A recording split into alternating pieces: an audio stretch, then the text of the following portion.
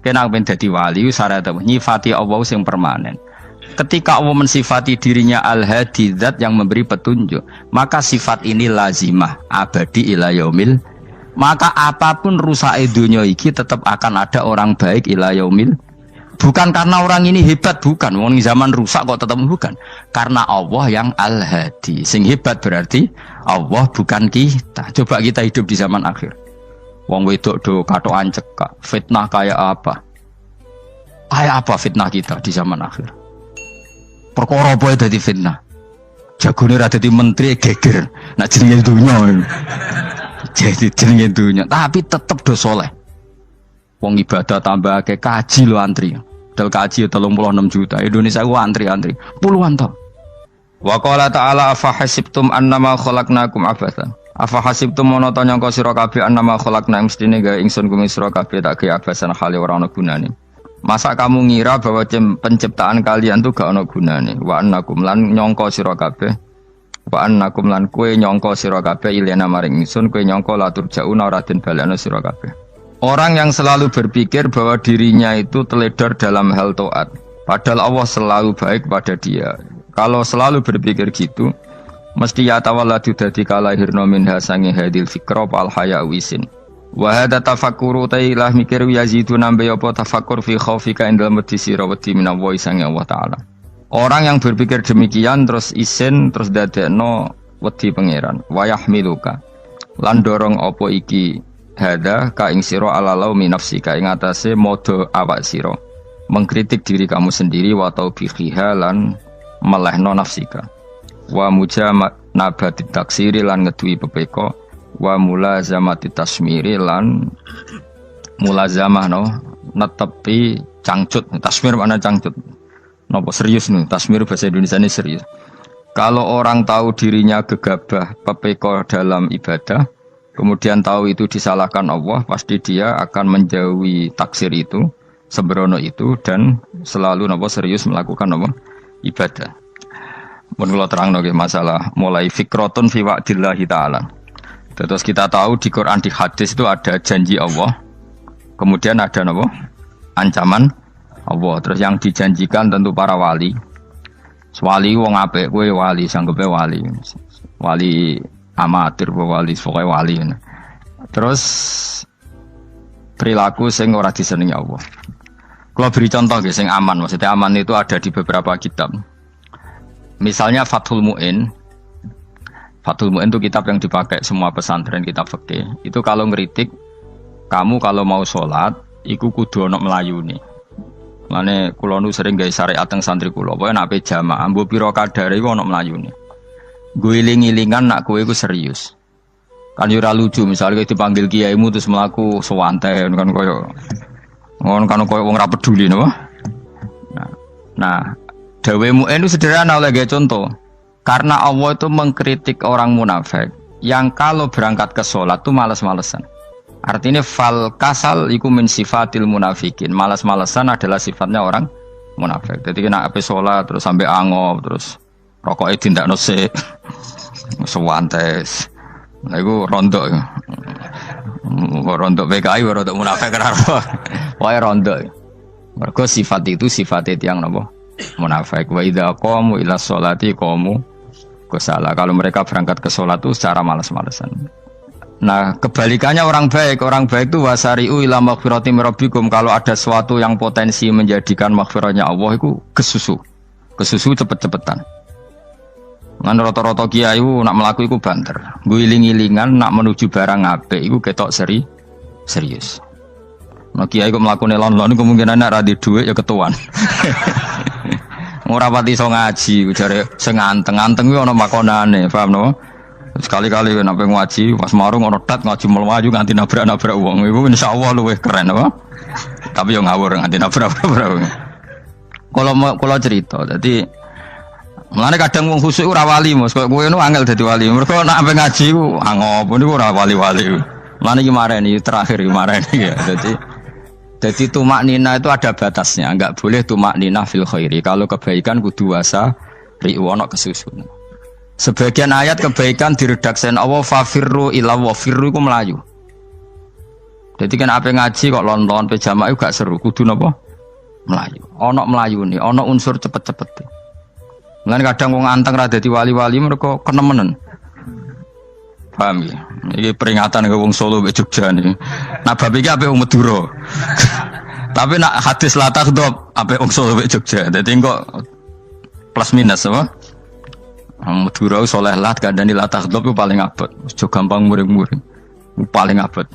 Mana kula di santri Madura kata tak kandhani pantangane hadisnya Madura la takhdhab. Mergo Madura paling susah nak disuruh menahan muring-muring. Nah wong Solo Jogja nak kon kesusu ra gelem. Ngalon-alon waton kelakon pamatan. Saiki jog ngaji dirubah no. Sing wong Jogja koyo Ruhin barang Melayu. Sing wong Madura ora napa? Ora emosi. Jadi ya gak apa-apa, memang kita tidak pernah sempurna. Aku wong Pantura, radi seneng miso wong Pantura niku. Mergo belah no. Tapi ini penting kula aturno. Makanya ada ibadah yang Nabi itu tidak kesusu. Bahkan saking kesusunya Nabi itu pernah ada kejadian dan ini nggak bisa ditiru secara fikih. Saya ulang lagi ini nggak bisa ditiru secara fikih. Ada air itu kira-kira ya hanya sekitar 100 meter. Tapi saya ulang lagi ini nggak bisa ditiru secara fikih.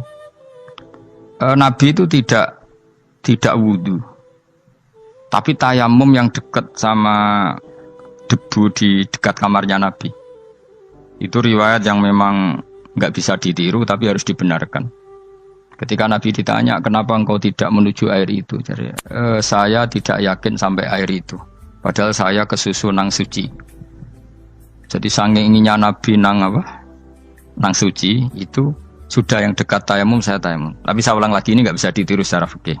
Karena kamu tidak akan hadir kayak Nabi. Makanya ini tak peringatkan kamu kan tidak akan hadir. Meniru aku kira iso, meniru Nabi itu baru iso. Iso Gus nak nyuruh yang jajal maca kitab koyo aku nak melengkar kabeh.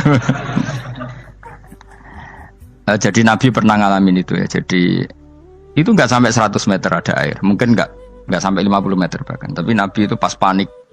Mungkin saking hadirnya pada Allah ingin posisi suci. Itu apa itu? Tayamum. Ketika ditanya al-amru asra'u min dzalik. Urusan bisa lebih cepat timbang itu.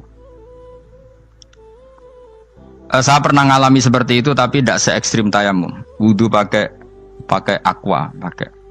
Jadi saya pernah di mobil kemudian saya pas usul, mobil tak suruh berhenti terus saya wudu pakai air aqua.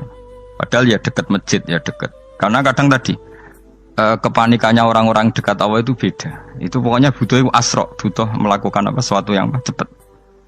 Ada contoh lagi yang lebih ekstrim. Ada ulama punya baju dua karena orang Arab kalau pakai pakaian kan celana terus sarung baru apa?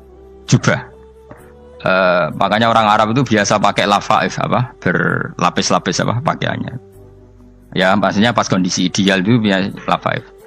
Ya kayak saya misalnya kan nggak pakai kaos karena orang priayi kan mesti pakai kaos baju. Cuma saya nggak pernah pakai jas dianggap nganten malah repot.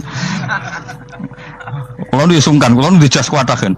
Gara-gara dianggap kiai rata-rata nak ngaji kan aku jas. Karena jaluk kan nggungiai. Wah bingung, bos sing ngekek iku niat sakake, Gus Bak ora jas ora kelar tuku tapi ya ora ro. Niate mbok elek wae ya ora ro. Kemungkinane iku nganggep aku ora kelar tuku terus ngekeki.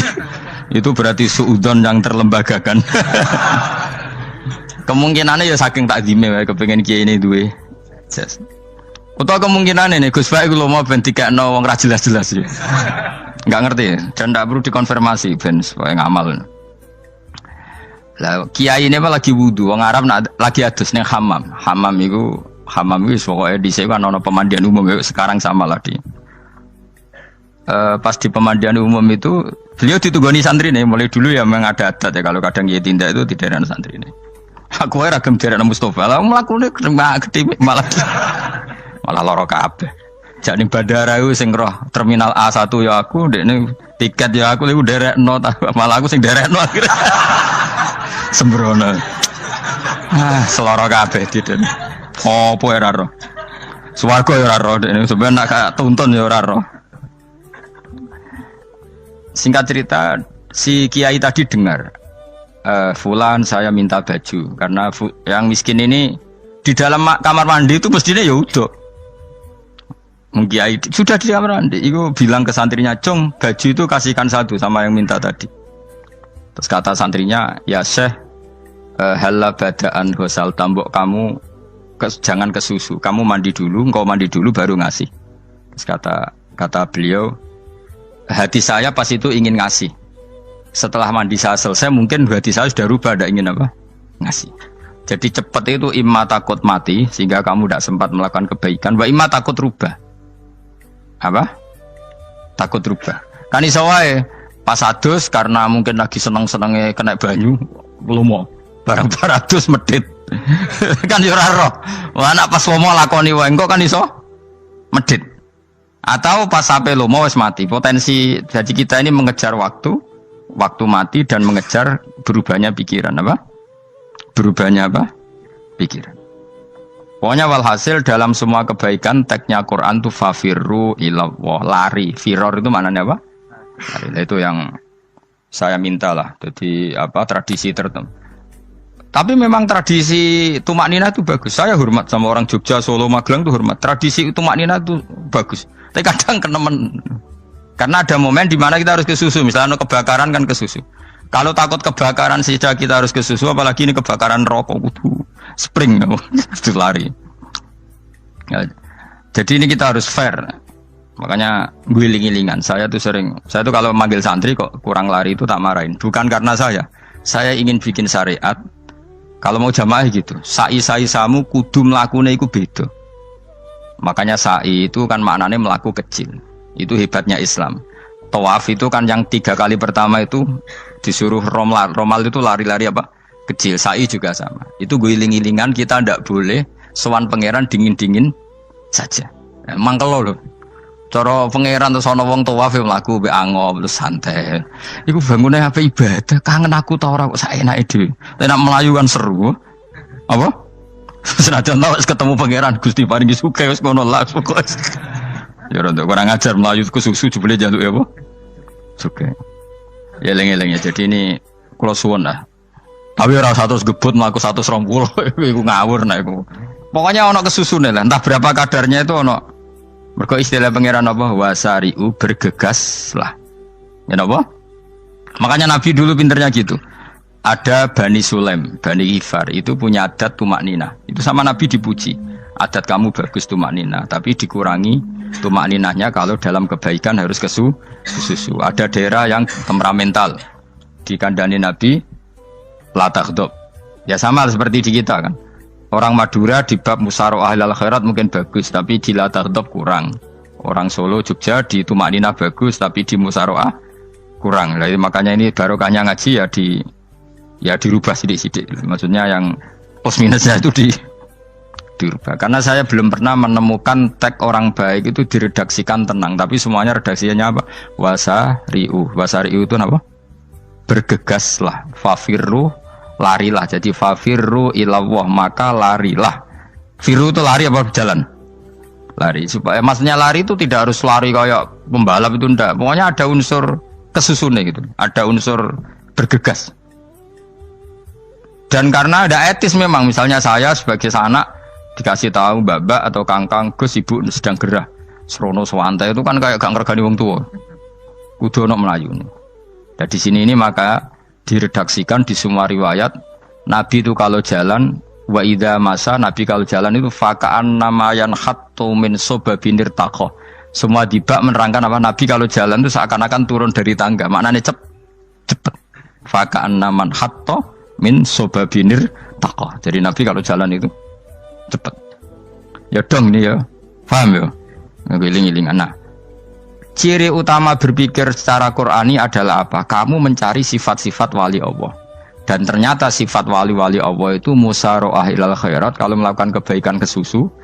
Dan sifat orang munafik itu kalau melakukan kebaikan bermalas-malasan. Wa idza qamu ila sholati qamu kusala. Sehingga kata Fathul Mu'in kalau kamu sholat kudu ono kesusune, ono nasate, guling-gilingan kamu biar tidak berkategori munafik. Karena orang munafik kalau wa idza qamu ila sholati qamu kusala. Kalau sedang mau sholat malas-malasan. Nah, intinya gitu cara jadi mufassir, cara jadi pemikir Quran yang baik apa? Sifatnya orang baik dikumpulkan, kemudian kamu ingin diri itu.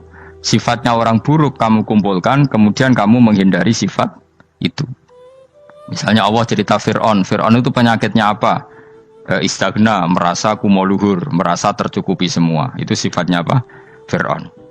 Tapi sifatnya orang baik itu ya Yuhannasu antumul fuqara'u ilallah. Sifat orang baik adalah merasa fakir, merasa enggak siapa-siapa di depan Allah Subhanahu wa taala. Sehingga keangkuhan itu sifat Fir'aun, merasa fakir, merasa enggak siapa-siapa adalah sifatnya orang baik. Makanya nadumanya Habib Abdul Haddad masyhur itu. Ana abdun soro fakhri dimna fakri, itu yang sering dinyanyikan, dilakukan para wali-wali itu apa? Ana abdun soro fakhri dimna fakri. Jadi ana uta ingsun abdun kawula. Soro ingkang dadi apa fakhri kebanggaan ingsun iku dimna fakri mergo fakir ingsun. Jadi saya ini hambamu ya Allah, yang sebagai kebanggaan saya adalah saya selalu butuh kepada Engkau. Karena ciri utama orang jelek adalah hidup seakan-akan nggak butuh sama campur tangannya Allah Subhanahu wa taala. Kalau saya punya uang pasti senang, punya jabatan pasti senang. Saya jadi menteri mesti beres semua, saya jadi gubernur beres semua. Merasa bisa semua itu min sifati Fir'aun, itu sifatnya Fir'aun. Tapi kalau kamu jadi menteri, jadi gubernur, saya tidak siapa-siapa tanpa pertolongan Allah. Saya kiai pun tidak bisa apa-apa tanpa pertolongan Allah.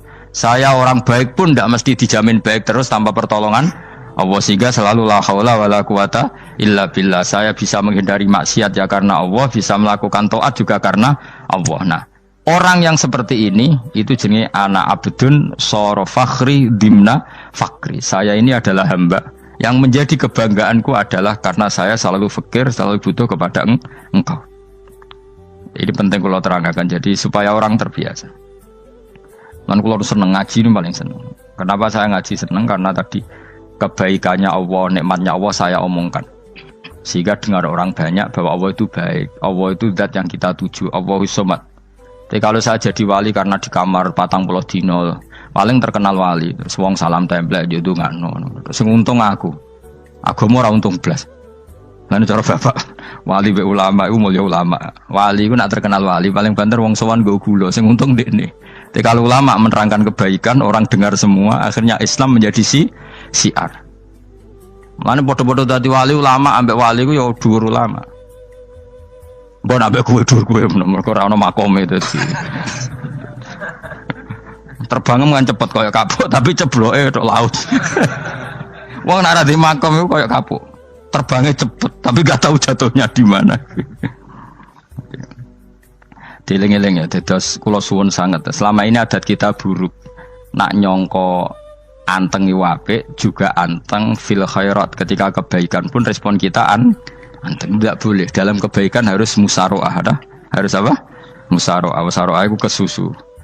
Nah itu makanya filosofinya apa? Kalau tawaf pertama juga kon cepet.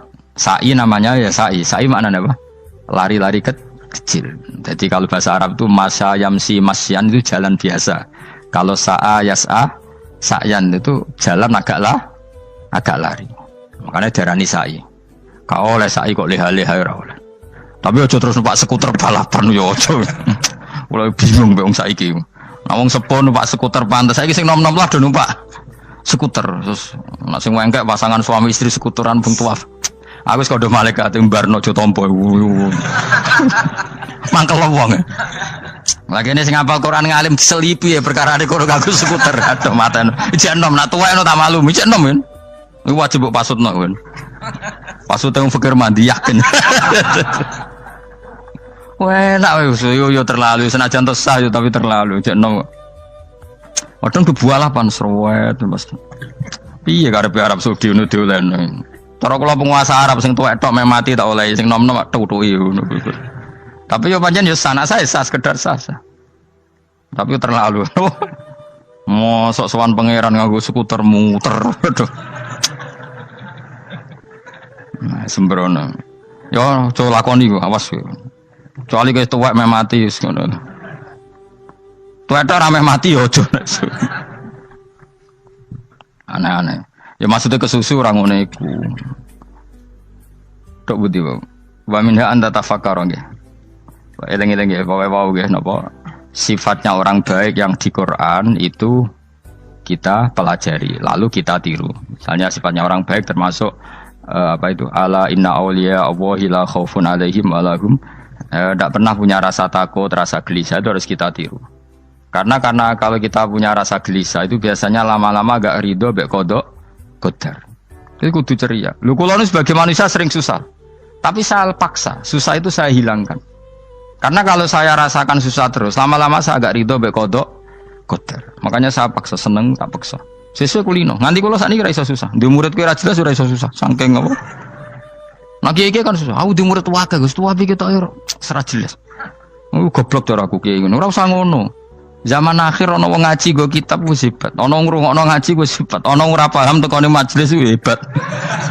Lah nek paham teko kan wajar, kira paham kok teko kan luar biasa. Nak ono penikmat ngaji paham biasa. Ini gak paham kok teko. Wae guyu iso. Guyu hebat itu, hebat. Hebat.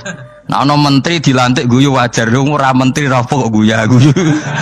Iku kemungkinane loro, saking waline saking gedenge iku semua. Pokoke seneng ibadah. Mergo sifate wali iku la khaufun alaihim walam, ndak ada rasa takut, ndak ada rasa susah.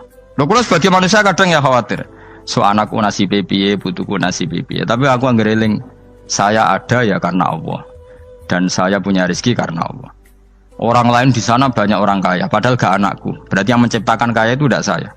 Buktinya orang lain yang gak anak kita kaya banyak, sukses banyak. Kenapa kita menjadi seakan-akan pelaku sejarah? Kadang orang kan berpikir, ya kayak orang mesti maslahat dan kamu. Pas minta itu karena tomak kamu, hadun nafsi kamu, serakah kamu, tapi nggak tahu diri, pantas taura dengan permintaan. Kayak gue misalnya jongo jadi wali, iso Allah tersinggung, bocah atau tirakat atau jalur jadi wali. Tapi gak dongo ya Allah tersinggung, kere rasa tahu dongo. Jadi orang kalau tidak wali itu sudah keliru terus. Jadi kok di sepuro, tapi tak kira itu akeh.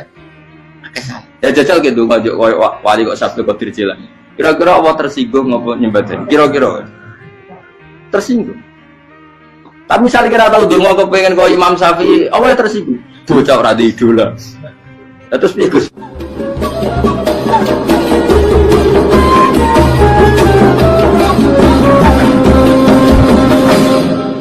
Artinya gini loh, ketika manusia mengatakan mampu, itu ada sekian hal yang manusia itu tidak ikut melakukannya, tidak ikut menciptakannya. Misalnya kue nyupir, supiran enak, punya pengalaman, tidak kecelakaan karena apa? Nyupir kue enak, mobilku normal, mobilmu normal lah, tewabrak mobil yang mabuk, gak. Nah di sini ini manusia dituntut, diingatkan terus, kamu itu butuh Allah, rahmat Allah itu yang melindungi kamu, bukan keahlian kamu, bukan kecakapan, karena tanpa itu semua tidak bisa, semuanya Allah.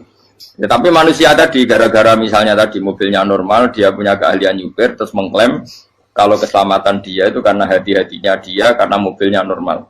Padahal ada sekian catatan yang menjadikan dia selamat dan semuanya itu kudrahnya Allah Subhanahu wa Ta'ala. Misalnya gak ditabrak wong mabuk, gak ono gempa, gak ono bumi merekah. Misalnya kita pintar nyupir lah, terus bumi memang terus kita cemplung nggak apa-apa. Kemudian daerah-daerah kayak ya rasa tak sebut nomor orang. Kira tahu muka siapa yo, bener mari tak sebut nomor yang ngeri. Intinya Indonesia ora aman, tapi kita tenang aja satunya ora aman kabeh, ora sing aman. Ora usah kuwatir likuifaksi, ora usah kuwatir meteor jatuh, kabeh ya potensi napa? Potensi semua. Sehingga ini sedikit saya ijazahkan. Suatu saat kata Rasulullah, saya ya Mu'ad melihat kamu hanya sejengkal di depan para ulama ketika nanti di akhirat. Terus Mu'ad tanya, Rasulullah tanya, kenapa kamu hanya satu jengkal dengan derajatnya para ulama ketika sowan Allah? Terjawabnya Mu'ad, kamu punya amal apa? Terjawabnya Mu'ad, ya Rasulullah, saya tidak pernah melangkahkan satu kaki, kecuali saya tidak pernah yakin apa bisa melangkahkan kaki yang satunya. Dan saya tidak pernah mengunyah satu makanan, kecuali saya juga tidak pernah yakin apa bisa menelannya. Dan saya tidak pernah bernafas satu nafas kecuali saya tidak yakin apa bisa nafas berikutnya. Saking dia tergantung ta'aluk semuanya sama kudrahnya Allah Subhanahu wa Ta'ala. Kalau kita ini kan sok. Kalau makanan sudah di depannya kayak pasti bisa makan. Kalau dia sudah sehat jalan seakan-akan pasti bisa meneruskan. Padahal 0, sekian detik gue melaku dihantam mobil ya selesai. Misalnya stroke ya selesai, tidak bisa jalan. Sehingga para wali-walinya Allah itu orang yang filah gotin min lahadotagi, setiap kedipan dia, setiap perilaku dia itu hanya ta'aluk ambil Allah Subhanahu wa ta'ala. Itu yang disebut ya ayyuhan nasu antumul fuqara'u ila. Nah, kemudian resiko makom ini, ya semua makom tak ada resikonya. Resiko makom ini itu biasanya dia lupa doa. Kenapa lupa doa? Karena doa itu terdefinisikan. Tak wari ilmu hakik harus rungokno wis ra paham lah tak ulangno. Ya resiko ilmu saya ingatkannya. Ilmu itu kan ada dua. Ada ilmu yang karena didefinisikan. Dan itu akhirnya menjadi masalah. Sebenarnya ilmu itu tidak perlu definisi. Kedua, ilmu yang kita rasakan. Misalnya gini, kalau sama saya tanya, kamu pernah nggak minta jadi punya uang banyak? Nggak tanya, pernah nggak minta? Terus artinya minta itu apa? Terus kita mendefinisikan, menengadahkan tangan, bilang ya Allah, saya minta uang banyak, saya minta ingin beli mobil. Itu namanya apa? Tidak jauh saja. Doa kan? Itu kesalahan kita mendefinisikan doa itu misalnya menengadahkan tangan dan memohon dan menyebutkan permohonannya itu terus disebut doa. Tapi kalau menurut Allah, sistem tubuh kamu yang menghendaki punya mobil, sistem tubuh kamu yang ingin punya uang banyak, reaksi tubuh kamu yang terhinakan karena ditagih orang atau butuh uang, ini menurut Allah ya sudah kamu itu peminta-minta. Saya ulang lagi ya. Sehingga menurut Allah kamu minta tidak minta ya tetap berstatus peminta, pengemis. Nah, orang-orang yang sudah wusul, meskipun itu kondisional ya, tidak selalu. Itu ya dia pikirannya menengadahkan tangan apa enggak ya sama saja tubuhnya merasa minta. Sehingga dia tidak perlu mengekspresikan minta. Nah, terus orang yang fikih bilang seperti itu tuh sombong, wong kok gak tahu dungo. Sebetulnya keliru vonis orang fikih. Bagaimana mungkin dikatakan sombong? Dia reaksi tubuhnya, elemen tubuhnya sebetulnya meminta. Dia tidak berkategori meminta karena ilmu kadung didefinisikan kalau minta itu yang seperti ini. Itu kan lama. Nanti kalau suatu saat Indonesia yang kuasa itu terlalu NU atau terlalu yang tidak NU, lama-lama ada definisi. Misalnya yang dikatakan tahlilan itu apa? Ya bid'ah, Nabi tidak pernah tahlilan. Sahabat tidak pernah nahlilin Nabi. Malah nggak ngaji Nabi jadi tahlil. Mana nih tahlilan jalukno sepuro mayit, ngaji Nabi jalukno sepuro. Sehingga dengan tradisi itu tahlil itu masuk definisi bid'ah. Karena nggak pernah dilakukan sahabat dan para tabi'in. Ya salahnya kamu definisikan. Tapi kalau udah kamu definisikan, diarani tahlil, ya mau la ilaha illallah. Terus mungkinkah satu bacaan la ilaha illallah dilarang? Wong ra oleh maca kalimat tauhid. Jadi misalnya tahlil iku nafadno kalimat tauhid. Oke tok ya ora ngara iso dilarang tapi nak tahlil iku mitung dinane mayit kaya Buddha. Samane kriminal. Enak. Ya sudah seperti itu. Makanya banyak orang salah itu karena ilmu kadung didefinisikan. Nah, definisi itu sebenarnya tidak mengikat dalam banyak hal. Ini penting saya utarakan. Ya karena seperti itu. Makanya itu masalah-masalah besar antara kita dan firqah-firqah yang lain. Masalah ahli sunnah, terus masalah yang lain-lain. Memang, ya sudah seperti itu. Ya saya ulang lagi ya. Ketika Nabi Ibrahim mau dibakar Namrud, itu masyhur cerita itu. Dan kemudian jadi Nabi namanya Habib Syahid. Habib Syahid itu sebetulnya hanya ngutip Habib Abdul Haddad. Jadi syair itu sebenarnya ada di Diwanul Haddad. Apa? Diwanul Haddad. Diwanul Haddad itu syair-syair Abdul Haddad ketika beliau usul, beliau mukasyafah. Terus bagian dinyanyikan Habib Syahid terjadi populer. Saya ulang lagi ya. Tubuh kita, misalnya kamu lapar, perut kamu kan bereaksi minta makan. Andaikan kamu itu Tuhan, kan kamu tahu bahwa perut kamu itu minta makan. Tanpa kita bilang, ya Allah saya minta makan, Allah tahu kalau reaksi tubuh kamu minta makan. Sehingga orang yang tidak minta pun asal makomnya makom yang ikror, mengakui kalau dia butuh, ya namanya sudah minta. Tapi fikih kadang mendefinisikan sing darane minta misalnya madhep kiblat terus menengadakan tadi dan sebagainya. Ya sudah kita sebagai orang pengikut ya yang ikuti fikih, yang ikuti tasawuf sebetulnya itu definisi yang sepihak. Sehingga ketika Nabi Ibrahim mau dibakar Namrud, masyhur itu cerita itu. Beberapa hari mungkin bulan-bulan orang disuruh Namrud cari kayu sebanyak-banyaknya. Ketika kayu sudah terkumpul mungkin satu lapangan, Ibrahim mau dibakar. Pegawai ini Namrud itu bingung caranya mencalok Ibrahim. Mereka saking gede ini, apa? Api. Nak dicalok Pak Ado itu radok tengah. Nak diparekno itu kepanasan. Masyhur. Setan zaman itu orang akeh jadi setan tenan. Saya kan duplikatnya sakit jadi setan rata muncul. Wong duplikatnya wis napa? Akeh. Singkat cerita setan itu muncul pura-pura jadi manusia terus ditemukan manjane. Manjane kayak semacam ketepil besar yang jadi mana dari kiai-kiai ketepil itu haram mergo penemune setan. Jadi ini tuh. Tapi nak manjane penemune setan itu betul walhasil terus dibikinkan satu manjane semacam ketepil besar terus Ibrahim dilemparkan ke api. Lewat apa? Ketepil tadi idenya siapa? Setan. Nah ketika di tengah api itu unik. Kata malaikat Jibril datang terus tanya sama Ibrahim, ya Ibrahim apa kamu butuh saya? Butuh. Alakah haja apa kamu punya kebutuhan? Jawab Ibrahim lah, saya tidak punya kebutuhan. Amma ilaika fala, kalau ke kamu ndak. Karena kamu makhluk, apapun keren kamu Jibril tetap kamu makhluk. Amma ilaika fala. Ndak maksudnya butuh ke Allah nanti saya nyampaikan. Mana dinya Nabi Ibrahim, kalau Allah tidak usah kamu sampaikan ya sudah tahu. Gua ambil Jibril. Oh, anak gue ditekak kan? Ya saya ulang lagi. Apa kamu punya kebutuhan? Alaka hajalah ama ilaika fala. Kalau ke kamu ndak.